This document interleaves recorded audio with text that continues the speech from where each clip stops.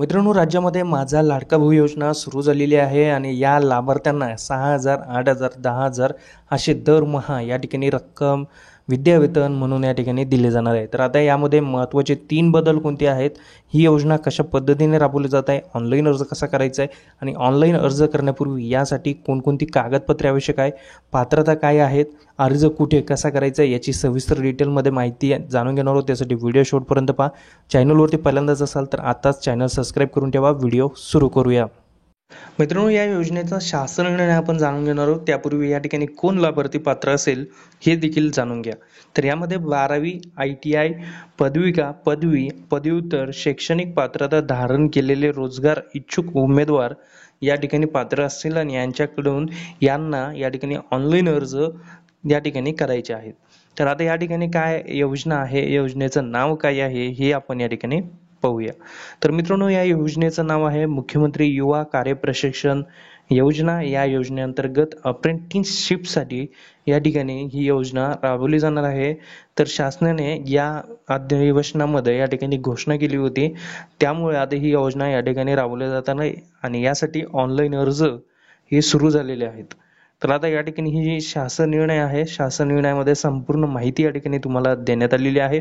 सर्वात प्रथम या ठिकाणी पात्रता काय असेल हे आपण या ठिकाणी पाहणार आहोत। उमेदवारांचे किमान वय हे 18 ते कमाल 35 वर्ष असणे आवश्यक आहे।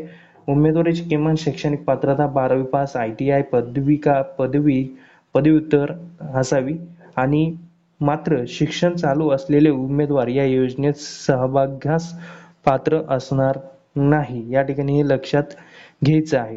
तर उमेदवार हा महाराष्ट्राचा आदिवासी असणं आवश्यक आहे। उमेदवारांचे आधार नोंदणी असावी, त्या उमेदवारांचे आधार संलग्न बँक खाते देखील असणं आवश्यक आहे।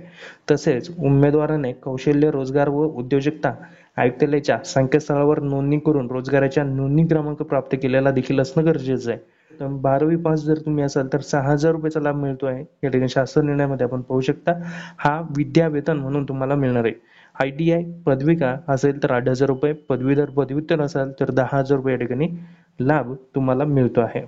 तर या ठिकाणी ऑनलाईन पद्धतीने तुम्हाला अर्ज करायचे आहेत। मित्रांनो, या योजनेची संपूर्ण माहिती आपण जाणून घेतलेली आहे। आता या योजनेचा ऑनलाईन अर्ज करायचा असेल तर कोणती कागदपत्रे आवश्यक आहे, यामध्ये पहा आधार कार्ड, त्याच्यानंतर मार्कशीट असणं आवश्यक आहे। यामध्ये 10वी 12वी ITI डिप्लोमा ग्रॅज्युएशन पोस्ट ग्रॅज्युएशनचे यामध्ये तुमच्याकडे मार्कशीट असणं आवश्यक आहे, जे तुमचं शिक्षण झालेलं असेल।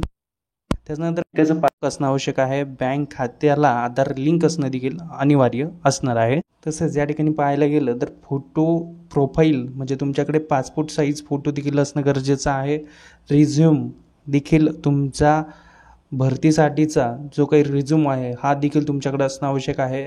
तो ऑनलाईन फॉर्म भरताना या ठिकाणी लागणार आहे। तर हे महत्त्वाचे असे 5 कागदपत्रे आहेत। अधिक माहितीसाठी दोन्ही माहितीची लिंक तुम्हाला खाली दिलेली आहे, तुम्ही वाचून घेऊ शकता। धन्यवाद।